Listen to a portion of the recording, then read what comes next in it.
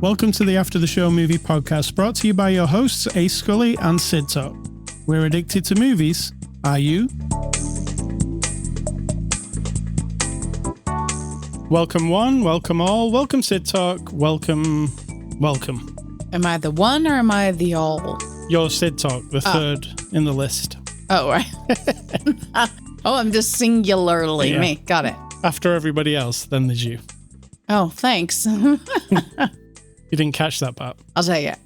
All right, so what's the before the after the show discussion? You were telling me something I wasn't fully listening to. You were talking about this movie, about the Craze movie. Yeah. That That was it. was it, really. It was, An update on my arm, it still hurts. It's way better. But there's not as much bruising Update anymore. meaning, assuming that people listen to us Oh, yeah. religiously every week. But yeah, I heard you hurt your arm a few weeks ago, and it is better. Yes, falling off my bicycle Correct. like an idiot. So that was the whole before the after the show discussion. Now on with the actual discussion. On with the show, as they say. Show. It's Thursday, September the 5th. This is After the Show 855. We're a movie review podcast. And every week we like to take a look at a new movie. This week is no exception, as we look at The Bikeriders. It's a 2024 release.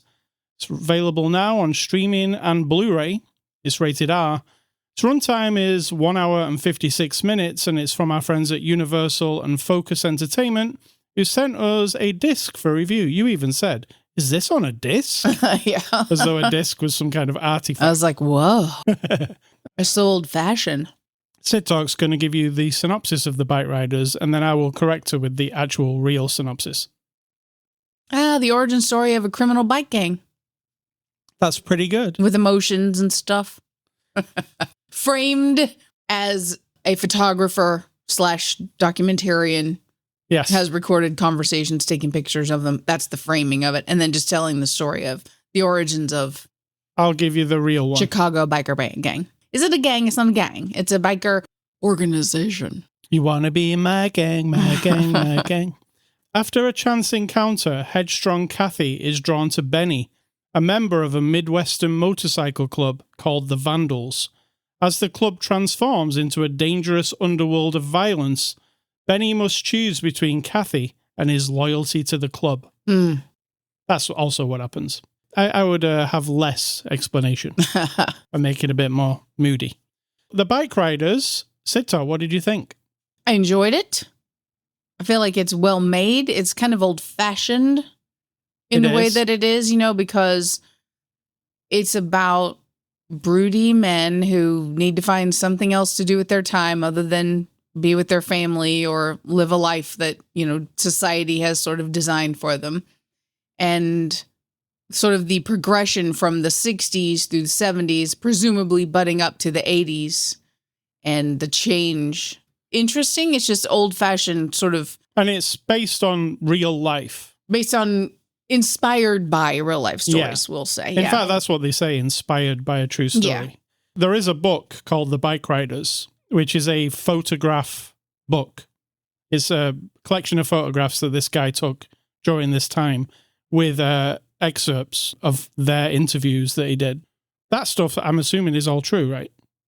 I don't know. I think it's Hollywood, so I don't think anything's true ever. I mean, they existed. Yeah. And there are recordings of what people said, so you can go back and listen to the recordings, because in one little blurb that I read about the author who did get to go to the movie set, he's like 80 years old now, said that it was amazing to hear the performers say the lines that were exactly what he recorded the real people saying back in the 60s and 70s. Like, they just lifted their actual dialogue. So that part I can't deny. But in terms of everything else, you have to know. No one was there when two people were talking. No. Alone. So that's all made up. So I appreciated this movie. I think it was pretty well made. Don't expect anything like amazing. Like, it's not like a big action movie, is it? Or anything like that even. No. And another good thing I liked about it was that they didn't focus on like 5-minute sex scenes or anything whenever or even 5-minute violence scenes. It's not like Goodfellas. It's pretty quick, yeah. Yeah, it's all very quick. And sometimes just talked about rather than shown. Yeah, because our love story is this young woman sees one of the biker guys, Benny, in the bar, and she's like, oh, this is crazy. These people are crazy. And then she's telling the story and it's like, well, 5 weeks later, I married him. But we never see ever. We don't even see them kissing, if you think about it. I think you're right. Yeah, we don't. We don't see them in bed. We're not relying on this movie to be like titillating, in terms of like everybody's broody and protective of their women and all that kind of stuff. I mean, it's a different level than that. There's not a lot of violence, even though it does have its violent moments. It's not Goodfellas. And talking of Goodfellas, you feel like violence is going to happen at any time. When this movie started, and it has a voiceover, a clear voiceover from Jodie Comer as Kathy. So she's doing a voiceover, and it's the way it started. I was like, okay, we're doing a Goodfellas, but with bikers.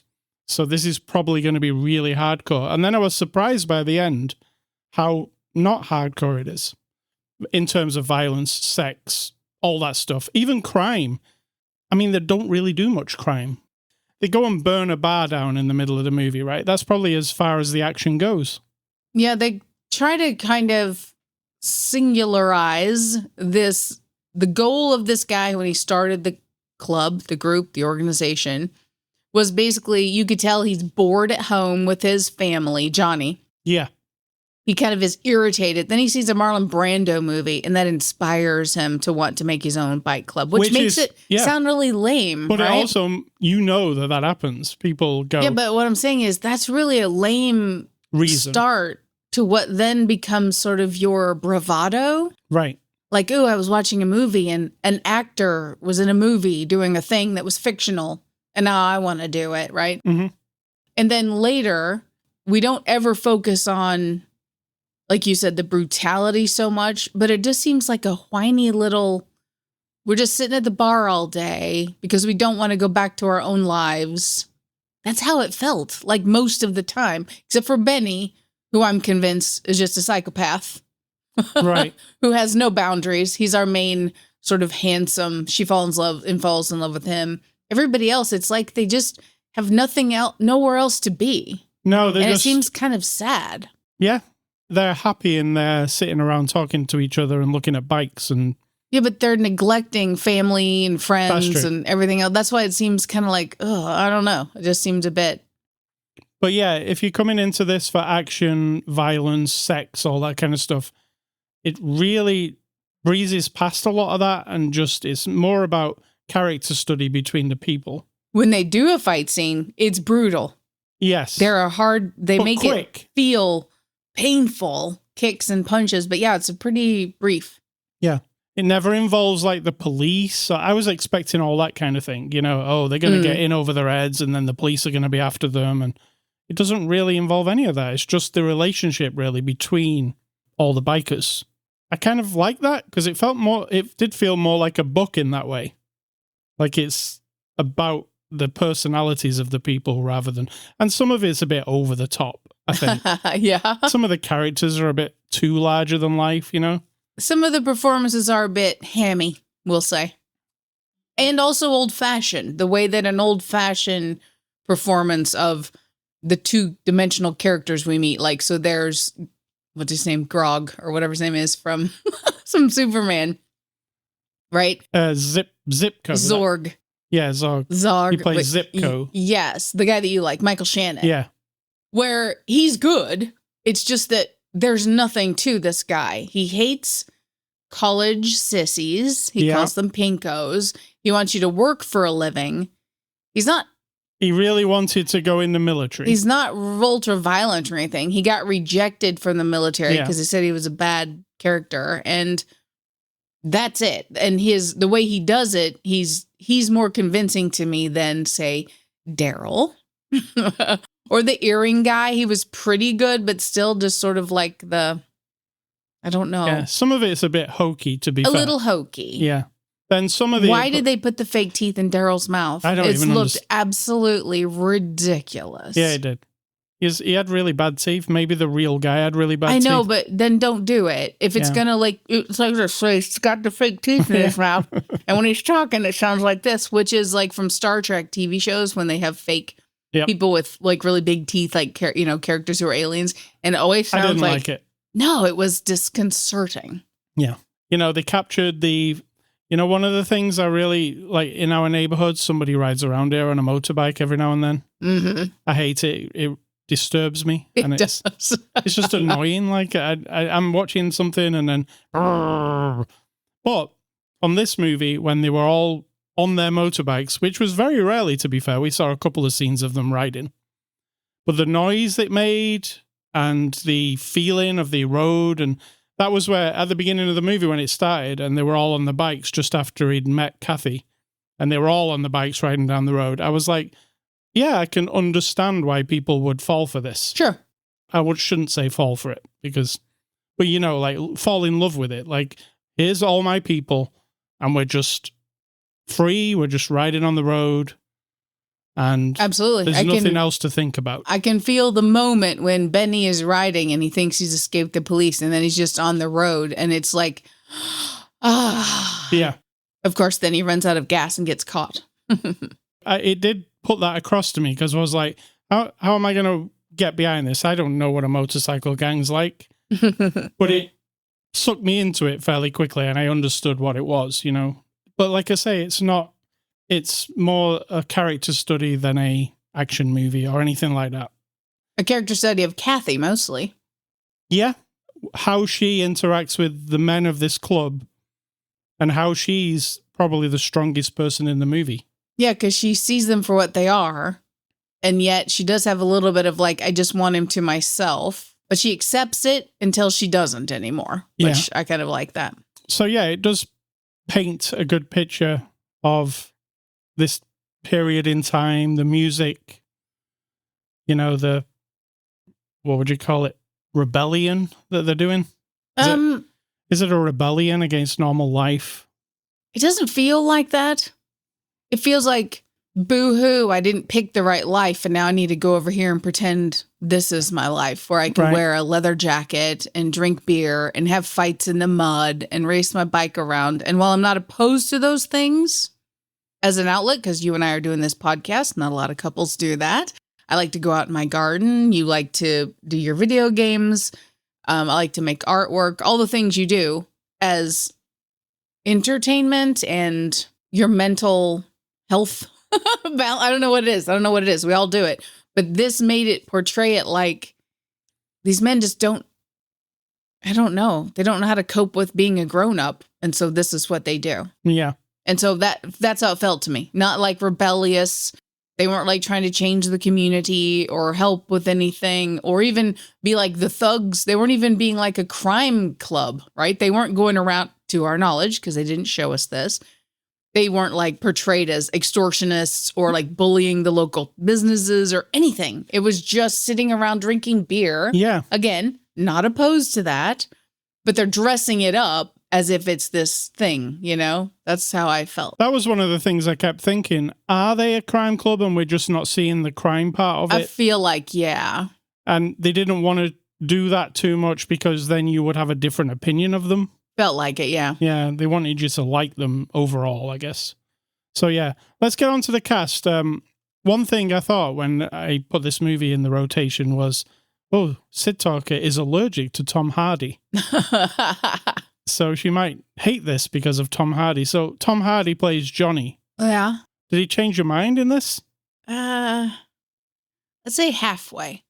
Maybe that's why I'm coughing and clearing my throat. I'm just sort of halfway still allergic. I mean, he does a really good job of telling me who this guy is. Right. This guy is not interested in his life. It bores him. It's clear. He has 2 daughters and a wife. And then he's trying really hard to be reasonable when he goes about doing like horrible, violent things because he thinks he's solving problems in a better way. Like when they do have big fights and he has to prove himself before the other guy is like down and out, he leans over and says like, so are we done here? Yeah. And he's like, let's go have a beer, and picks him up. So he's trying to be the leader without being a psychopath. Right. And whereas in the end, we find out that the new leader eventually is a psychopath and it's all about the crime and the muscle and all that stuff. So he sold me on who this guy was, sometimes in a bad way, because I think he's just like, if you don't like your fucking life, change it instead of like pretending to be this. I don't know. I just felt like that was, but maybe that was what I was supposed to pick up on. But as far as his mumbling, which is why I have a problem with Tom Hardy, he's putting on an accent. Mm-hmm. They're in Chicago, so I'm not sure why everyone talks like they're from New Jersey. I couldn't quite. Some of them talk Fargo-ish. And that makes sort of sense. I mean, Illinois, you're moving up there. So I get that, but it just sounded like a weird combination. Yeah. And that's fine. They're all from different places. They're mostly British people trying. He had his moments of still like that. Mm-hmm. So I had to just pretend it was this part of his character. No, I actually liked him in this. You know, the period towards the end where he's kind of like, he's saying to people, oh, these new young guys, I don't think I can run this place anymore. Yeah. I could see like the defeat creeping into him. Absolutely. When his wife was watching TV and she's like, will you be back later? He'd already, I think, reserved himself to like, I don't think I'm coming back. Yeah. I think this guy's going to kill me. He was like, she's asking me to get eggs, and I'm going to orchestrate a fight between a guy who wants to take me down, and she's carried... And almost like, I don't care if this guy kills me. Yeah, he looks at the TV, and she's watching just some 70s TV, and she's like, oh yeah, pick up some eggs, because I don't want to go out later. And it's like, that's his life. The real life. And this other thing is just pretend. Right. So I felt sad during all this, and he was just portraying that by being down, like he seemed down. True, I agree. Yeah, so I really enjoyed that end part with him. Austin Butler plays Benny. He's like the smoldery, kind of sexy Elvis biker. as Benny. Yeah, Elvis Benny. What do you think of him, Austin Butler? I like Austin Butler. Mm-hmm. I liked Elvis. He was also in Dune recently as the bald-headed maniac guy. He was. That's true. Yeah. It's just that they had him be a little bit too 1950s broody biker guy. James Dean. And maybe that's what he picked up on because they're like, this guy was inspired by, Marlon Brando and all that. Yeah. But having him perform where he looks up smolderingly from the tops of his eyes many, many times, or like leans side to side and then slowly gives you the side eye, that pouty, and his hair is always perfect. I'm like, this guy's a criminal. He's a bit of a crazy person. And yet every day we have to imagine that he showers and he goes into his bathroom. He gets whatever products were available in the 60s and 70s to make his hair perfectly long, blonde. I mean, it's long. It's like a couple of inches, stand straight up on his head. But he has to maintain that. That doesn't just happen. We needed scenes of that. Yes. So that it just sort of didn't sell me. I like him. Because in the moments when he kind of lets the eye candy, essentially that's what it feels like. When he lets that go and he kind of shakes it off. And then when he's going to get really into a fight, when the psychopath in him comes out, those are his best moments, I think. Jodie Comer plays Kathy. She's the highlight here, right? I think. Amazing. Yeah. Feels like she can do anything. I mean, I've only ever seen her in this, I think, and clips of killing Eve. Yeah. We've never watched Killing Eve, only on clips from Gogglebox. But yeah, we've seen a lot of it in that way, though. Yes. But she carries it, the whole thing. Yeah, she's very good. The accent, again, if you come from that part of the world, you might be like, what the hell is she doing with that accent? But to me, it sounded fine. Yeah, I was fine with it, but I can understand why people might be like, what is... Tom Hardy and her specifically. Well, the thing is, she had recordings of the actual woman, so she might sound exactly like that woman. I don't know. So right. We got Michael Shannon as Zipco. Michael Shannon he's doing his Michael Shannon thing. Yeah, he's pissed off. He's kind of scraggly. He's a bit like Bam Margera. Yeah. That's who I thought of. Yeah, 2024 Bam Margera. Is that like... Sorry, Bam, but... I mean, he just seemed pissed off at the world, and he's just kind of there. He believes in working hard. He doesn't like college. He got rejected from the military.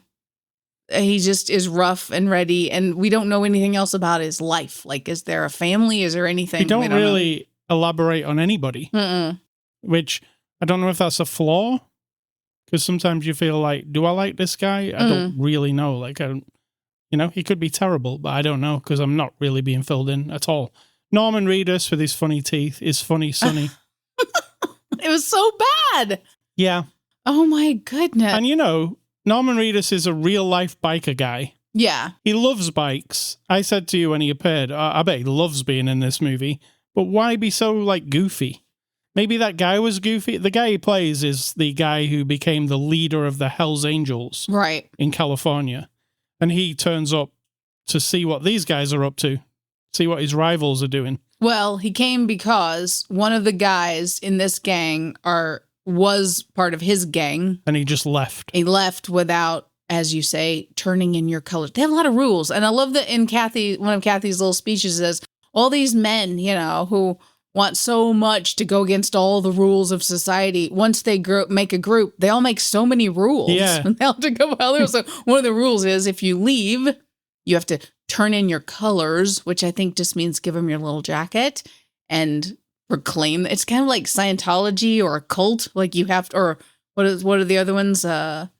Mormons, or what's the one? Oh, Scientology is the one where you have to declare and all that and separate yourself. And, it's like that. Yeah. If you want to challenge the leader, you have to say fists or knives. And then you have to go meet him and have a fight with him. Yeah. It's like this paperwork, basically. Yes, yes. She's right, and that is a funny line. Like, they think they're all, above everything, and then they make their own stupid little rules.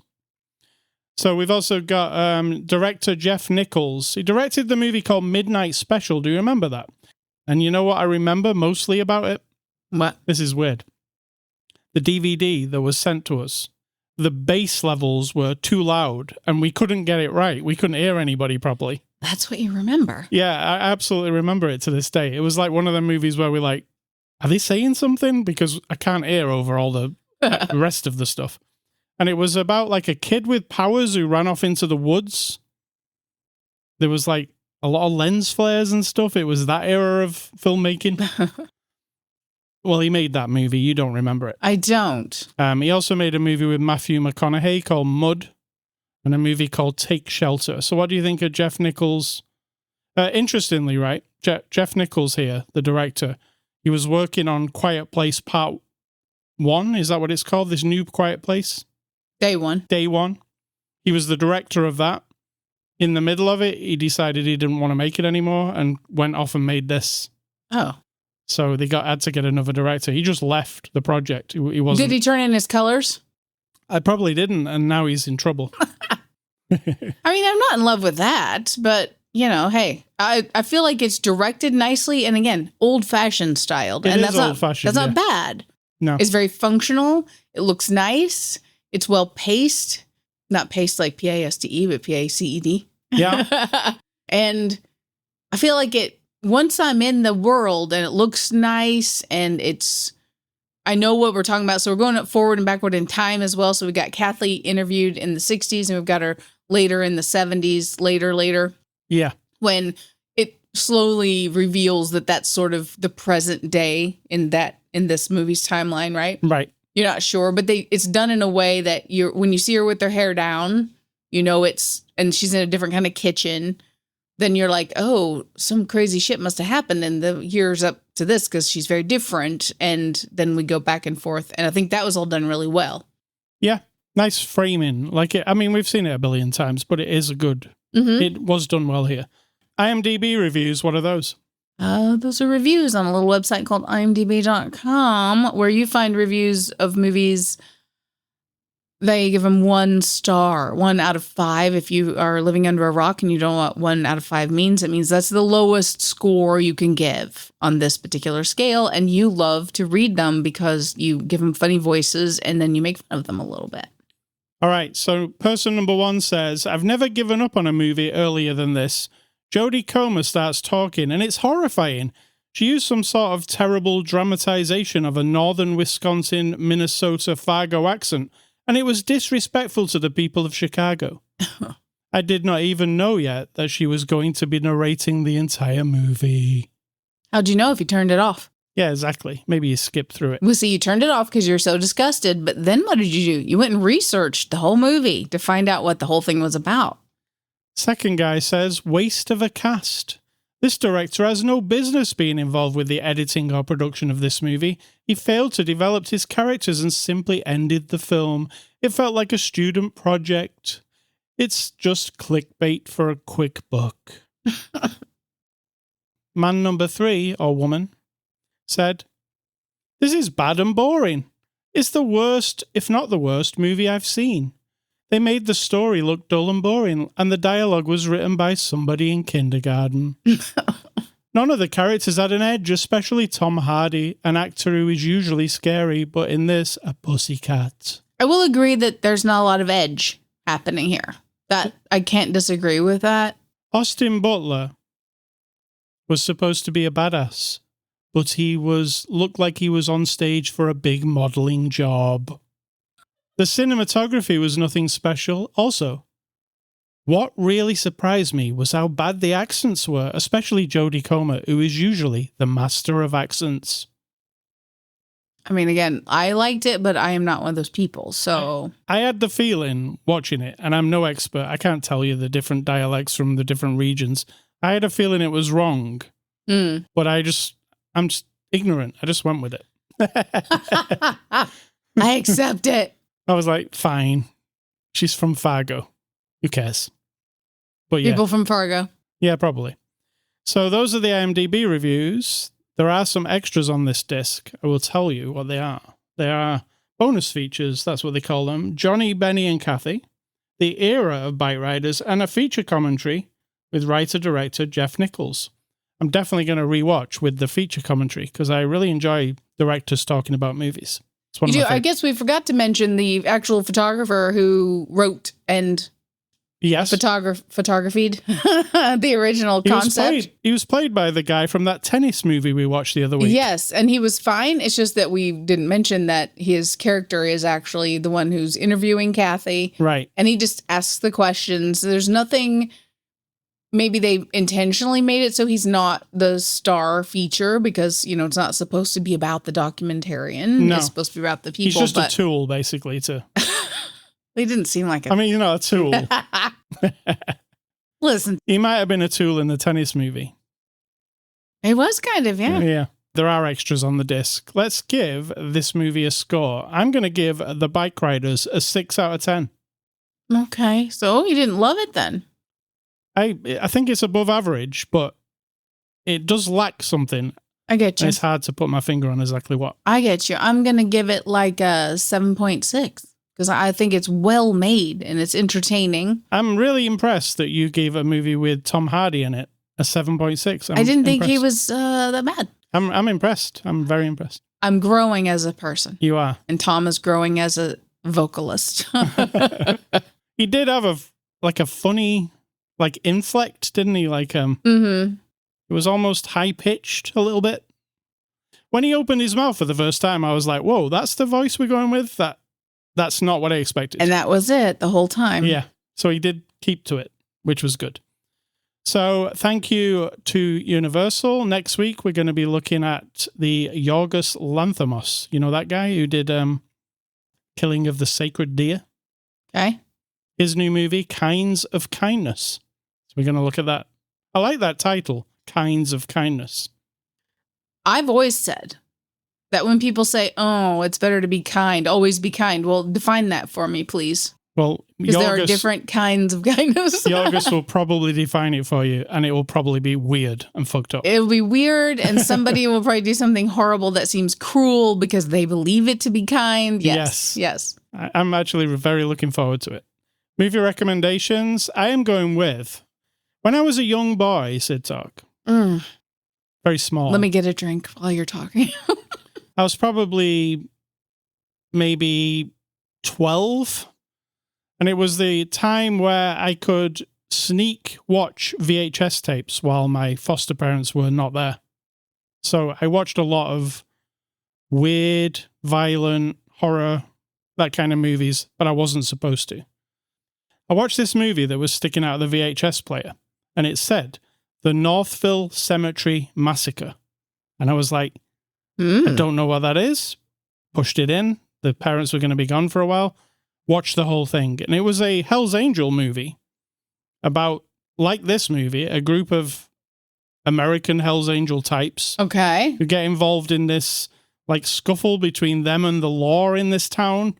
And it all, at the end, ends up as this massacre in this big cemetery. Goodness. And it's like... How old were you? About 12, probably. All right, great. I was way too young to watch it. Good It was to full know. of boobies and... You know what I'm saying? Yes. I mean, it was one of those type of VHS movies.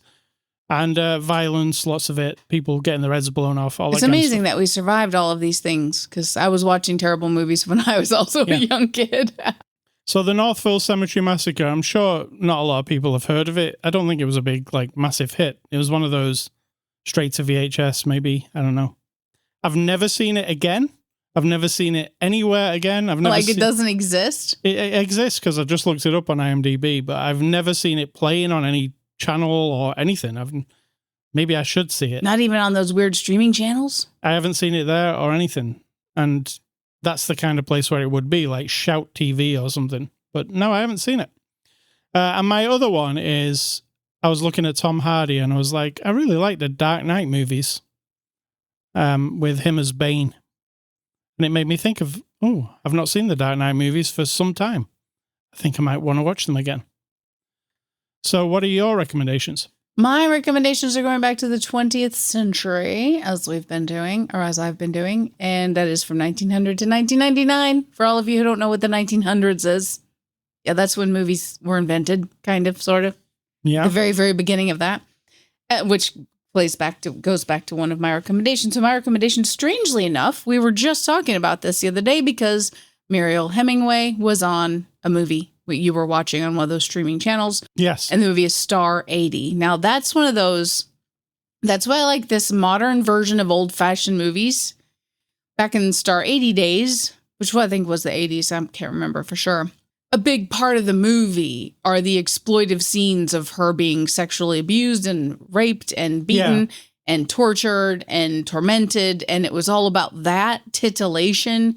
And then very little about the real of her life. Right? It was all about that. It was like, bring those, what would you call, they would call them back in the day, like, the big scenes or whatever.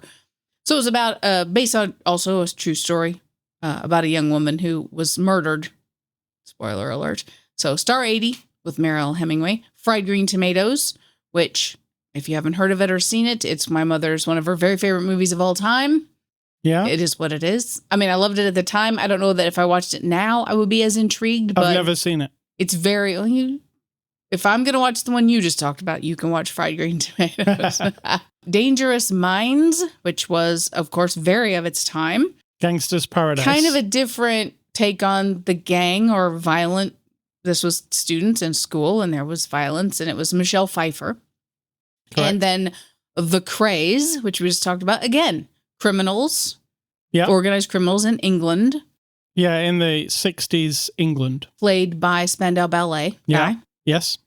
And then we have Modern Times, which is Charlie Chaplin from 1936. And it's actually addressing what then appeared to be a fear of the Industrial Revolution and modernization of factories taking everyone's jobs. This was 1936. And it is all about that, like revolutionary idea that you rise up against the big giant corporations who are turning us all into robots or replacing us with robots. Those are my recommendations. Well done. Well said. Aye. Thank you. I have been playing some... this is a weird story. I started playing the new Star Wars game called Star Wars Outlaws that Ubisoft have put out. Got about 4 or 5 hours into it, and I was like, I'm not feeling this game. It's actually pretty bad.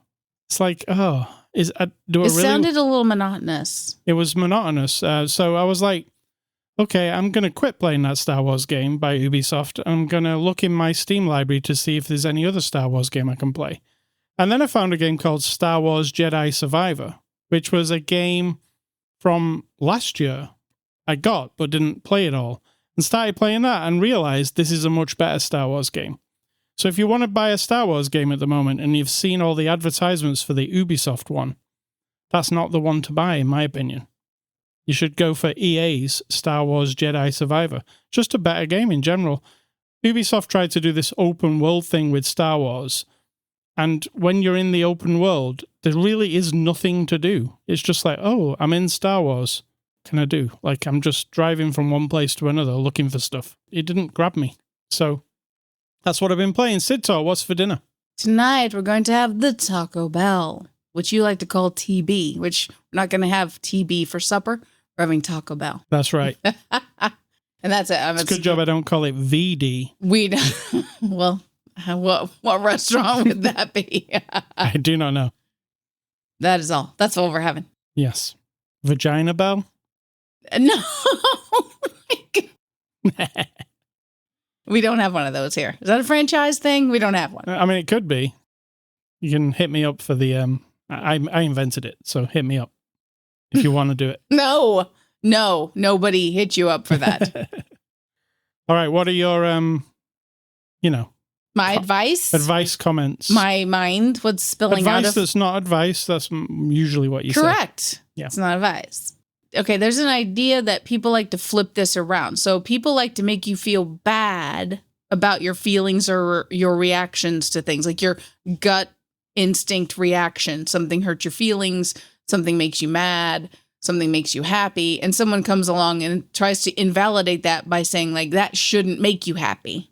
That shouldn't make you mad, right? But the feeling you get is totally valid. Mm-hmm. Like, I can disagree with your perception of the thing that's happening and still say, like, I get it. The way you're feeling is real. Like, it's not fake. It's not pretend. It's not manufactured. It's like your real feeling. All the but mixed in there or layered on top of that or next to it or whatever how you want to look at it is that your opinion can be invalid. Now, this is controversial, but if you've formed an opinion about something and it's based on a lie or misinformation or something you know to be false, and yet you cling to this quote unquote opinion of yours and then try to claim that it's totally valid and it's totally acceptable and fine to have that opinion because it's yours, I'll say 7% of that can be true, right? You're owning that opinion. But also, it doesn't make your opinion valid if it's based on a lie or just absolute nonsense that you've knowingly formed, or at least you're expressing an opinion based on nonsense. So your opinion becomes invalidated. Like it has no foundation, has nothing. There you go. That's it. It's controversial. People won't like it. Because I thought to myself, would I apply this to my own self? Absolutely 100%. That if my perception of a thing through the course of my whole life leads me to come up with my opinion or how I see the thing and then how I will, kind of react around that or treat people or react to people in relation to my opinion of the thing. And just because it's mine doesn't make it valid. I could be missing information. I could be stubborn. I could be like, you know what? I just don't want to change my opinion because it's scary. It's difficult. I don't like the alternatives to understanding the truth about this thing. So I'm just going to push that over there and keep on hold of this one opinion that I have because it's safe and it's comfortable. I'm familiar with it. I don't have to crack it apart and figure it out and try to form a new one because that's difficult. So I will apply it to myself. That is all. Thank you. Well said. Very good. Very good. Ascully.com. That's the place you can go to get this podcast. You can also go Twitter, Facebook, Instagram. I'm Ascully. She's Cidtalk. You can find us there. The podcast is also available on Spotify, iTunes, Amazon Music, and YouTube. You can email feedback to me, ascully@ascully.com. Do not email Cidtalk. She does not want your email ever. And stay classy, Mr. Tom Hardy, who's winning over my wife over there. Soon she'll be a massive fan. Slowly but surely. And I'm going to say, think for yourselves, because if you're not doing it, someone's doing it for you.